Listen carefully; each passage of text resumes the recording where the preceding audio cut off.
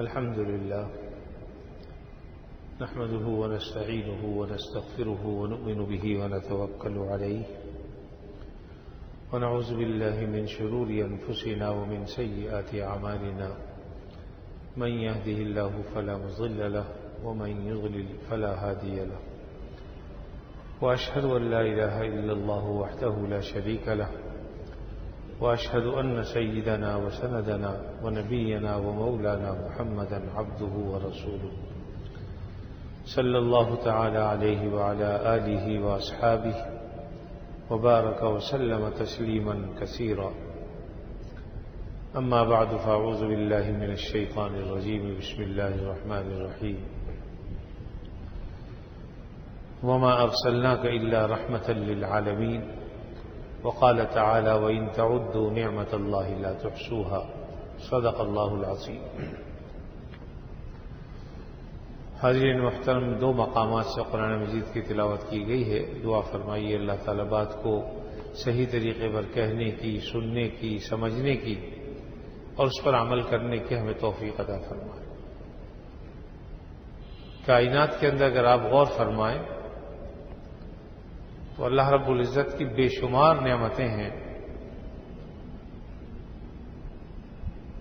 اگرچہ بنیادی طور پر نعمتوں کی صرف دو قسمیں ہیں، پھر ان دو قسموں میں سے ہزاروں، لاکھوں، کروڑوں بلکہ اربوں نعمتیں نکلتی ہیں.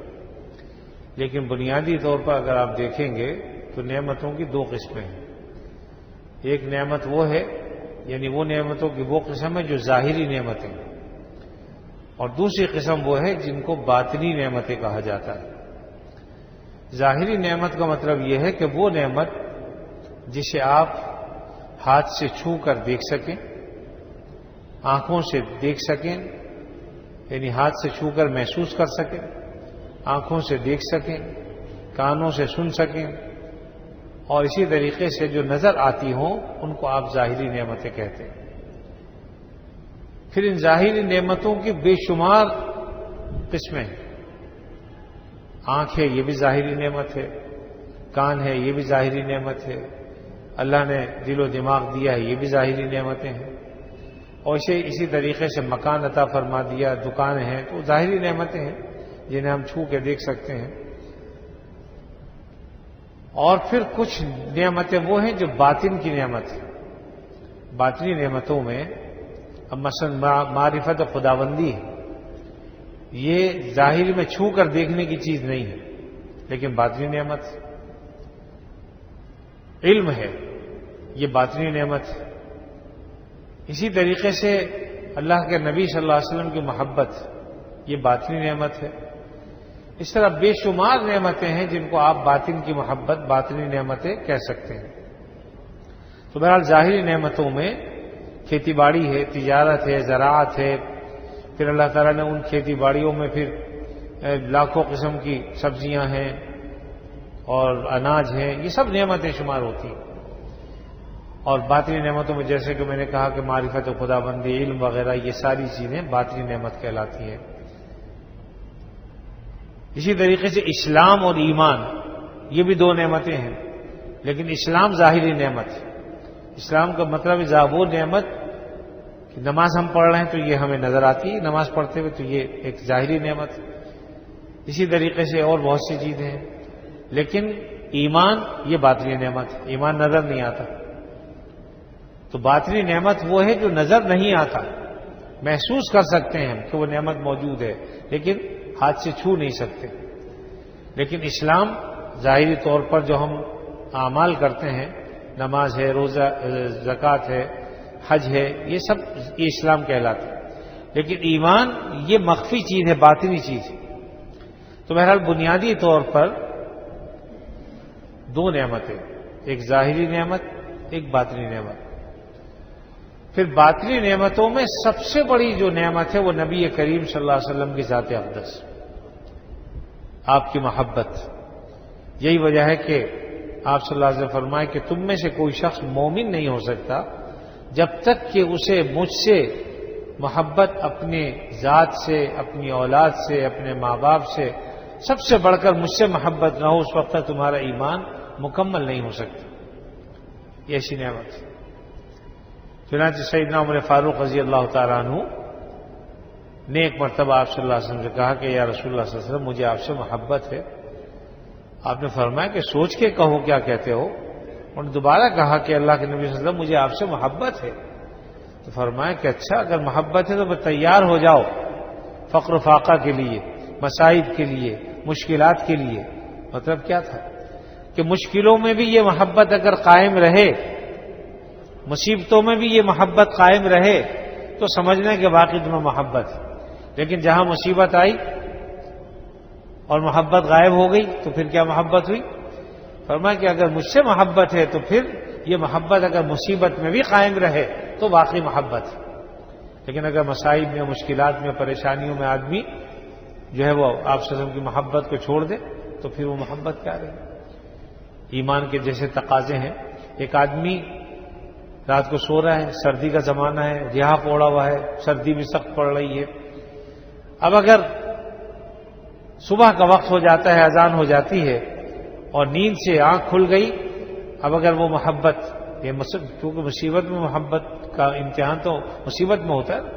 اب جب آپ نعمتوں میں ہیں اور ادھر سے آ گئی نماز کا وقت، اب آپ نے لحاف کو اپنے پوست اتار کے پھینک دیا اور نماز کی تیاری کی، وضو بنایا اور جلدی سے پہنچ گئے تو سمجھ لیجئے کہ آپ کو واقعی محبت۔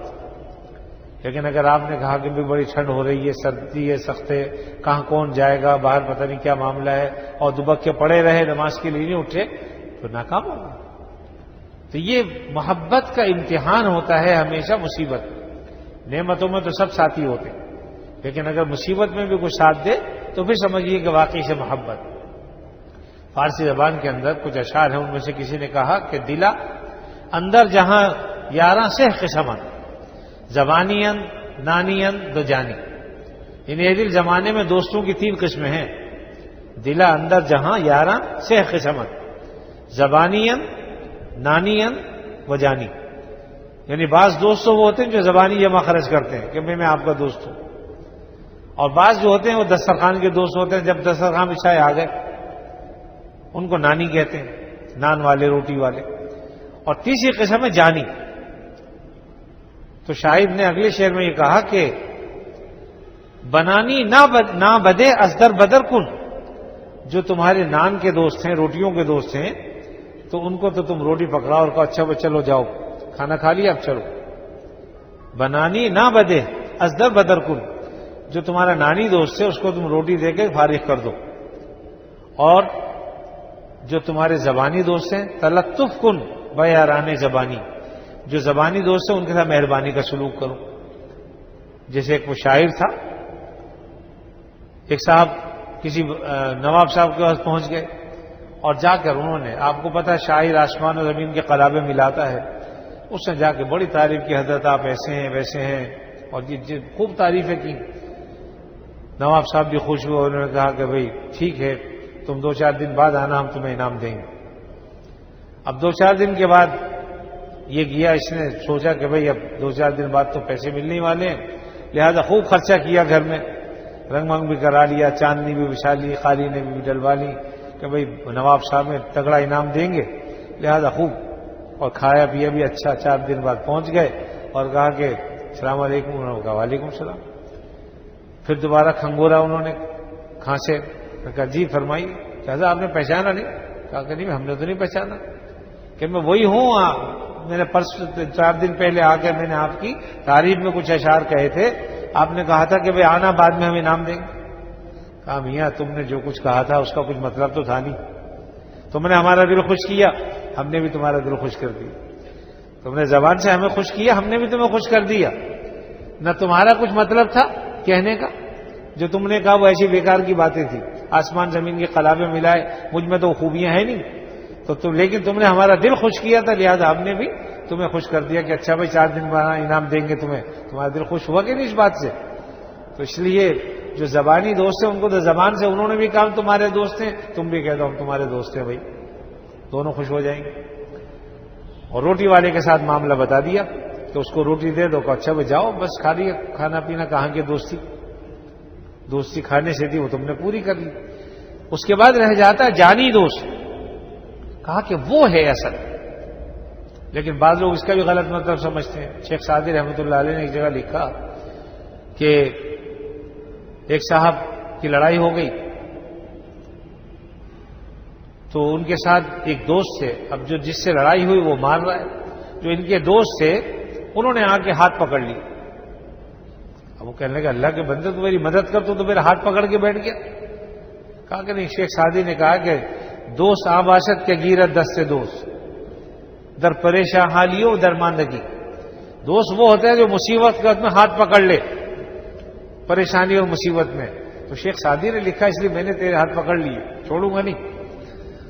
تو وہ غلط مطلب سمجھا، اس کا مطلب یہ نہیں تھا کہ وہ ہاتھ پکڑ لو مصیبت میں، وہ پٹ رہا بیچارہ، اس کا ہاتھ پکڑ لیے کہ شیخ سعدی نے چونکہ کہا اس لیے تیرے ہاتھ میں نے پکڑ لیے۔ فرمایا یہ مقصد نہیں ہے، مقصد یہ ہے کہ اس کی مشکل میں مدد کرو۔ ہاتھ پکڑنے کا مطلب تو یہ ہے کہ اس کی تو مدد کرو، اس کی خیر خواہی کرو، جو جس مشکل میں وہ پڑا ہوا اس مشکل سے تم اس کو نکالو۔ تو یہ مطلب نہیں ہے ہاتھ پکڑنے کا، ہاتھ پکڑنے کا مطلب یہ ہے کہ مشکل میں اس کی مدد کرو۔ تو بہرحال جو جانی دوست ہیں تمہارے وہ اصل چیز ہے۔ تو مصیبت میں وہ کام آتے ہیں، جب پتہ چلا مصیبت میں تو وہ دوست کام آ رہا ہے تمہارے، تو سمجھ لو وہ جانی ہے۔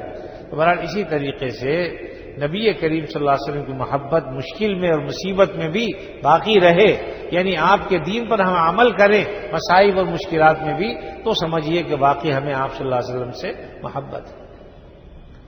اب دیکھیے کہ دنیا میں کائنات میں سب سے بڑی نعمت اللہ تعالیٰ کی جو ہے وہ نبی کریم صلی اللہ علیہ وسلم کی ذات اقدس ہے، اس لیے کہ جتنی باطنی نعمتیں ہیں وہ بھی آپ صلی اللہ علیہ وسلم کے طفیل ہمیں ملیں گی، جتنی ظاہری نعمتیں ہیں وہ بھی اللہ کے نبی صلی اللہ علیہ وسلم کے طفیل ملیں گے۔ اب اللہ کی محبت اگر معرفت خداوندی کو ہم لے لیں تو کس کی وجہ سے ہمیں ملتی ہے؟ اگر نبی کریم صلی اللہ علیہ وسلم کو محبت نہ ہو، آپ کے بتائے ہوئے طریقے پر عمل نہ کریں، تو اللہ کی محبت اور معرفت دونوں میں سے کچھ حاصل نہ ہو۔ تو معرفت خداوندی حاصل تب ہوگی جب اللہ کی رسول کی محبت ہمیں ہوگی۔ تو اس سے پتہ چلا کہ اللہ کے رسول کی محبت اصل ہے۔ جب آپ کو اللہ کے نبی کی محبت حاصل ہو گئی تو معرفت خداوندی بھی حاصل ہوگی، محبت خداوندی بھی حاصل ہوگی، علم بھی آپ کو حاصل ہوگا، اور باقی جو نعمتیں ان کی بھی آپ قدردانی کر سکیں گے۔ تو بہرحال اس سے ہی پتہ چلا کہ وما ارسلناک الا رحمۃ للعالمین، ہم نے نبی کریم صلی اللہ علیہ وسلم کو رحمۃ للعالمین بنا کر بھیجا ہے، سارے لوگوں سے زیادہ وہ رحیم و کریم ہے، اور ہمیں چاہیے کہ اس نعمت کی ہم صحیح معنی میں قدر کریں۔ اب اس نعمت کی صحیح قدر کیا ہے کہ آپ کی محبت، اگر امتحان محبت آ جائے مصیبت میں تو تب بھی ہم دین پر ثابت قدم رہیں، یہ سمجھا جائے گا کہ اسے واقعتاً نبی کریم صلی اللہ علیہ وسلم سے محبت ہے۔ جیسے صحابہ کرام کے انہوں نے کر کے دکھایا، جب ہجرت کا موقع آیا گھر چھوڑنا پڑ گیا، بعض لوگوں کو بیوی بچے چھوڑنے پڑ گئے، کاروبار چھوڑنا پڑ گیا، ساری چیزوں کو چھوڑ کر نبی کریم صلی اللہ علیہ وسلم کی محبت میں انہوں نے اپنے شہر کو بھی چھوڑا، ملک کو بھی چھوڑا، اور مکہ مکرمہ کو چھوڑ کے مدینہ منورہ آ گیا آپ کی محبت میں۔ تو مصیبت میں جو دوست کام آئے سمجھ لیجیے کہ واقعی سچا دوست ہے۔ تو اسی طریقے سے آپ صلی اللہ علیہ وسلم کی محبت یہ مصائب میں، مشکلات میں بھی قائم رہے، اور ہم اس محبت کو قائم رکھنے میں کامیاب ہو جائیں تو سمجھ لیجیے کہ محبت ایمان کی نعمت، اللہ نہ کرے امتحان ہو جائے ایمان کا، اگر مصیبت میں بھی ایمان پر ثابت قدمی رہے تو سمجھ لیجیے کہ واقعی ہمیں یہ جو محبت ہے آپ صلی اللہ علیہ وسلم سے کامل درجے کی۔ دیکھیے ہم اپنے ایمان کو صحیح سلامت قبر میں لے جانے میں کامیاب ہو گئے تو کامیابی ہے۔ مرتے تو سبھی ہیں، قبر میں تو سبھی جاتے ہیں، لیکن ایمان کی ثابت قدمی کے ساتھ جائے آدمی تو سمجھ لیجئے کہ وہ حقیقی معنی میں کامیاب ہے۔ اللہ کے نبی صلی اللہ علیہ وسلم ایسے لوگوں کو کامیاب فرمائے، جیسے کہ قرآن مجید کی ایک آیت میں فرمایا، پچھلے جمعے میں نے غالباً تلاوت کی تھی، کل نفس ذائقۃ الموت ثم الینا ترجعون، اور ایک جگہ فرمایا کہ انما توفون اجورکم یوم القیامہ فمن زحزح عن النار وادخل الجنہ فقد فاز، جو شخص دوزخ سے بچ گیا اور جنت میں داخل ہو گیا فقط فاز، وہ کامیاب ہو گیا۔ اب یہ کامیابی تب ہوگی جب ایمان کو سلامتی کے ساتھ اپنی قبر میں لے جائے۔ ایک حدیث میں آپ صلی اللہ علیہ وسلم نے فرمایا کہ دیکھو دوست تو بہت ہوتے ہیں، لیکن یہ دوست تمہارے ایک حد تک ہوتے ہیں، حتیٰ کہ عزیز رشتہ داری بھی تمہاری ایک حد تک ہے، بیٹے اولادیں، تمہاری بیوی بچے، ایک حد تک تمہارے کام آتے ہیں. جب انسان مر جاتا ہے تو ٹھیک ہے، اولاد ہے یا کچھ اور ہے رشتہ دار عزیز، تمہاری چارپائی پکڑ کر تمہیں قبر تک لے آئیں گے اور تمہیں قبر میں بھی ڈال دیں گے، لٹا دیں گے. اس کے بعد اب بیوی بچے بھی جدا ہو گئے، مال بھی جدا ہو گیا، سب چیزیں جدا ہو گئیں. جس چارپائی پہ لائے گئے تھے وہ چارپائی بھی چلی گئی، سب چیزیں چلی گئی. اب تمہارے کون سی چیز کام آئے گی؟ تمہارا ایمان، اعمال. اگر تم ایمان کی سلامتی کے ساتھ گئے ہو قبر میں، اب یہ ایمان کام آئے گا. اب تمہاری نماز بھی کام آئے گی، روزہ بھی کام آئے گا، زکوٰۃ بھی کام آئے گی، ہر چیز تمہیں کام دے گی. تو ایمان کے ساتھ اگر دنیا سے انسان چلا جائے، اس سے بڑی نعمت کوئی نہیں ہو سکتی. اس لیے آدمی کو چاہیے اللہ سے یہ بھی دعا کیا کریں ہم کہ اللہ تعالی ہمیں ایمان کی ثابت قدمی عطا فرمائے. میں نے پہلے ایک مرتبہ عرض کیا تھا، ایک بزرگ کی خدمت میں میرا جانا ہوا، حضرت مولانا اسد اللہ حالے جی والے، بہت بڑے بزرگ تھے، اللہ تعالیٰ ان کو غریق رحمت کر اب تو دنیا سے چلے گئے. تو میں نے ان سے ایک درخواست یہی کی تھی کہ آپ بس یہ دعا فرمائیں کہ اللہ تعالیٰ ایمان پر ثابت قدمی عطا فرمائے. تو انہوں نے ایک طریقہ بتایا، ایک تو یہ کہ اللہ سے دعا کی جائے، لیکن ساتھ میں فرمایا کہ فجر کی سنتیں اور فرضوں کے درمیان 41 مرتبہ اللہ لا الہ الا هو الحی القیوم پڑھا کرو اور ساتھ میں دعا کیا کرو کہ اللہ تعالیٰ ایمان پر ثابت قدمی عطا فرمائے. تو انشاءاللہ اس عمل کی وجہ سے اللہ تعالیٰ ایمان پر ثابت قدم رکھیں گے اور امید ہے کہ خاتمہ بالخیر ہوگا انشاءاللہ. تو ثابت قدمی بہت بڑی نعمت ہے. اور لازمی بات ہے کہ ہم یہ کیوں چاہتے ہیں؟ بات یہ ہے کہ ایمان کے بدلے ہی میں تو اللہ تعالیٰ اپنے فضل سے ہمیں جنت عطا فرمائیں گے. دیکھیے اعمال تو انسان بہت تھوڑے وقت کے لیے کرتا ہے. کسی کی عمر 30 سال ہے، ان 30 سالوں میں سے جو بلوغ سے پہلے کا زمانہ ہے اس کو نکال دیجئے، 13 سال 14 سال وہ نکل گئے یا 15 سال نکل گئے، باقی اب کیا بچا 30 سال میں؟ صرف 15 سال. تو ہم نے نمازیں پڑھی 15 سال، زکوٰۃ دی 15 سال، اگر وہ بھی ہمارے پاس مال ہے تو، حج کیا وہ بھی مال ہے تو، نہیں ہے تو نہ حج کیا نہ زکوٰۃ دی. اسی طرح روزے ہیں، جب فرض ہو گئے تو وہ ہم نے زیادہ 15 سال رکھ لیے. تو ہماری کل زندگی جو اعمال کی ہے وہ تو 15 ہی سال ہے. تو ہونا تو یہ چاہیے کہ جتنا ہم نے عمل کیا اس کے بقدر اتنے سال ہمیں اللہ جنت میں رکھیں، اس کے بعد کان سے پکڑ کے نکال دیں کہ چلو میاں 15 سال پورے ہو گئے، جاؤ نکلو. لیکن ایسا نہیں کریں گے. جو داخل ہو گیا کبھی نہیں نکالا جائے گا. وجہ کیا ہے؟ کیونکہ جنت ہمیں اعمال کے بدلے میں نہیں مل رہی، جنت ایمان کے بدلے میں ملتی ہے. اب آپ سوچئے کہ ایمان، جب ہمارا ایمان ہوتا ہے اللہ کے نبی پر، تو کیا 15 سال کے لیے ہم قبول کرتے ہیں یا ہمیشہ کے لیے کرتے ہیں؟ ہماری عمر چاہے 100 سال کی ہو، 200 سال کی ہو، 1000 سال کی ہو، ہمارا دل میں یہ ہوتا ہے کہ جب تک آخری وقت ہو اللہ تعالیٰ ایمان پر ثابت قدم رکھے. یہ ہے وہ نعمت جو اللہ تعالیٰ ہمیں عطا فرماتے ہیں. تو چونکہ ہماری نیت یہی ہوتی ہے کہ ایمان پر مرتے دم تک ثابت قدم رہیں. اب یہ الگ بات ہے کہ اللہ نے ہمارے 10 سال لکھے ہیں یا 20 سال لکھے ہیں یا 30 سال لکھے ہیں، تو اللہ تعالیٰ سے پوچھیں کہ اس نے ہمیں 15 سال کی عمر کیوں رکھی ہے ہماری، یا 50 کی کیوں رکھی ہے، 60 کی کیوں رکھی. لیکن ہماری خواہش تو یہ ہے کہ اگر اللہ 100 سال کی بھی ہمیں عمر عطا فرمائے تو ہم دین پر ثابت قدم رہیں، ہمارا نبی کریم صلی اللہ علیہ وسلم پر ایمان ہو، ہم صحیح اعمال کریں. یعنی یہ نیت ہوتی ہے. تو اسی کے بدلے میں اللہ تعالیٰ جو چیز ہم ہمیشہ ہمیشہ کے لیے چاہتے ہیں تو جنت بھی اللہ ہمیشہ ہمیشہ کی عطا فرماتے ہیں. اس سے پتہ چل گیا کہ اعمال کرنے تو ہیں لیکن اعمال کے بدلے میں جنت نہیں ہے، بدلے میں جنت ہے ایمان کی. تو یہ بہت بڑی نعمت ہے، یہ باطنی نعمت ہے. ایمان بھی باطنی نعمت، اللہ کی محبت بھی یہ باطنی نعمت. یہ سب نبی کریم صلی اللہ علیہ وسلم کو دوپہر ہمیں مل رہی ہے. یہ دنیا اللہ نے بنائی کس کے لیے؟ اگر حدیث میں آتا ہے کہ نبی صلی اللہ علیہ وسلم اگر تمہیں پیدا نہ کرنا ہوتا تو میں دنیا بھی نہیں بناتا. اس سے پتہ چلا کہ دنیا کی جتنی بھی نعمتیں ہیں اللہ نے جو عطا فرمائی ہیں وہ ساری کی ساری نعمتیں بھی اللہ نے نبی کریم صلی اللہ علیہ وسلم کو صدقے سے ہمیں دی. تو اس لیے بنیادی طور پر میرے عزیزوں 2 ہی نعمتیں ہیں، ایک ظاہری نعمت، اور ظاہری نعمتوں میں جیسا کہ میں نے کہا بے شمار نعمتیں ہیں. سورج کی روشنی ہے، چاند کی روشنی ہے، اور اسی طریقے سے جانور ہیں، سبزیاں ہیں، زراعت ہے، کھیتی باڑی ہے، گھر بار ہے، لباس ہے، گندم ہے، اناج ہے. یہ ساری نعمتیں ہیں، بے شمار نعمتیں. اور باطنی نعمتوں میں نے بتلا دیا کہ اللہ تعالیٰ کی معرفت ہے، محبت خداوندی ہے، ایمان ہے. یہ ساری چیزیں یہ نعمت باطنی ہیں، لیکن ملی سب کی سب نبی کریم صلی اللہ علیہ وسلم کی وجہ سے ہیں. اس لیے اس سے یہ بات پتہ چلی کہ کائنات کی سب سے بڑی نعمت نبی کریم صلی اللہ علیہ وسلم کی ذات اقدس. اس لیے ہمیں آپ صلی اللہ علیہ وسلم سے محبت بھی کامل درجے کی ہونی چاہیے. اور یہ کیسے پتہ چلے گا کہ ہمیں کامل درجے کی محبت ہے یا نہیں؟ یہ امتحان کے وقت، جیسا کہ میں نے بتایا کہ امتحان کے وقت اگر انسان سوتے سے اٹھ کے بیٹھ جائے، اپنے ایمان کے تقاضے پہ عمل کیا، تو انشاءاللہ یہ ہم کامیاب ہو گئے. اسی طرح مصائب ہیں، مشکلات ہیں، ابتلا ہے، لیکن اس ابتلا میں آپ ثابت قدم رہے دین پر، تو انشاءاللہ یہ بھی محبت میں کامیابی کی دلیل ہے. تو اس سے پتہ چلا کہ امتحان جو مصیبت میں ہوتا ہے، جب مصیبت میں آپ ثابت قدم رہے تو انشاءاللہ کامیاب. دیکھیے بعض اوقات انسان نماز میں کوتاہی کر رہا ہے، تو کوتاہی بے شک ہے، لیکن اس کا یہ مطلب نہیں کہ اسے نبی کریم سے محبت نہیں. کیونکہ اگر کبھی وقت پڑ گیا تو بعض اوقات ایسے لوگ جان تک قربان کر دیتے. جان کی قربانی کیوں دیتا ہے کوئی آدمی اپنی؟ جس سے محبت ہو اس کے لیے، اپنے خاص مقصد کے لیے. تو آپ صلی اللہ علیہ وسلم کی محبت میں اگر اپنے کسی نے جان قربان کر دی، مثلا ختم نبوت ہی کا مسئلہ آ گیا اور وہ اللہ کا بندہ نکل پڑا کہ بھئی میں اس کی خاطر ہر طرح کی قربانی دوں گا، تو بہرحال یہ تو پتہ چلا کہ ایمان کس درجے کا اس شخص کے دل میں.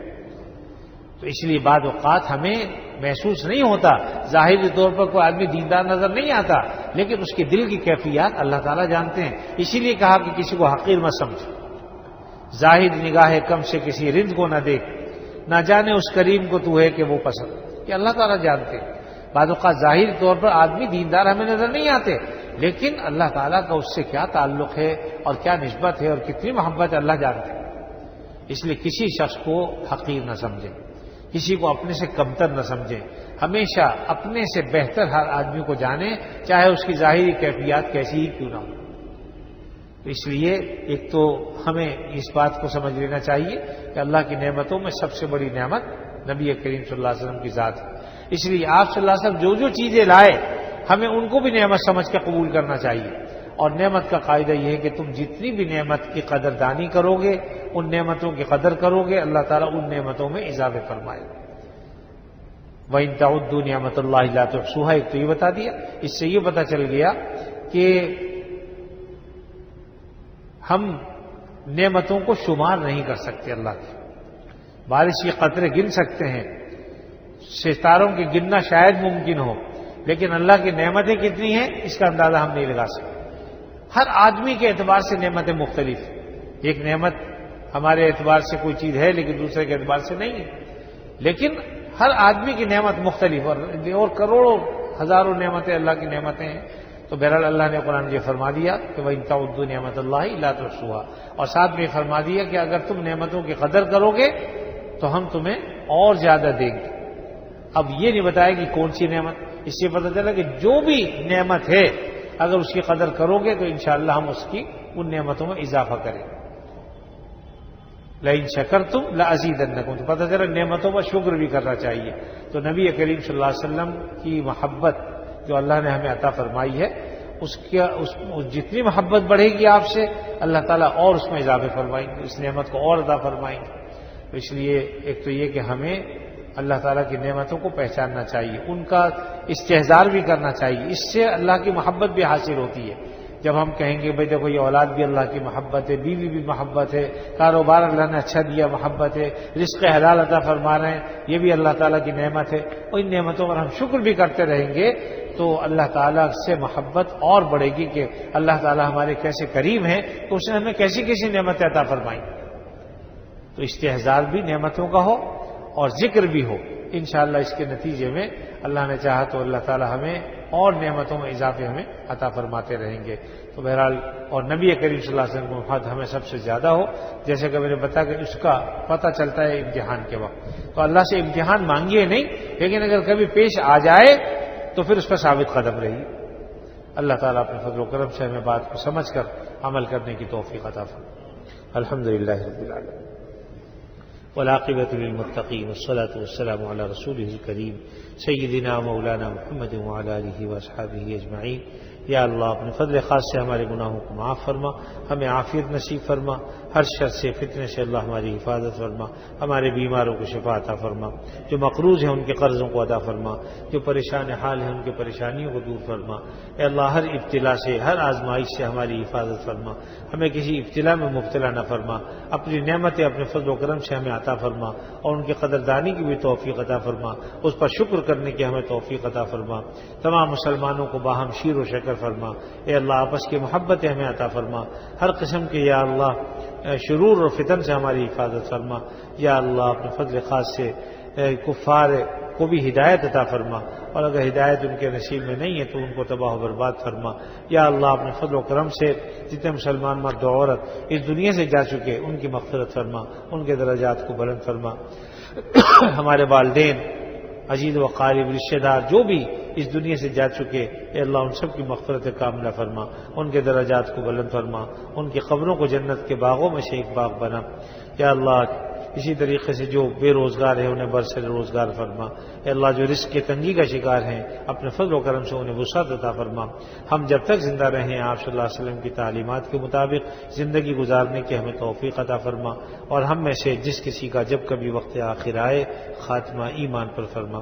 وصلی اللہ تعالی علی خیر خلقہ محمد وعلی آلہ واصحابہ وازواجہ وذریاتہ واہل بیتہ اجمعین، آمین برحمتک یا ارحم الراحمین۔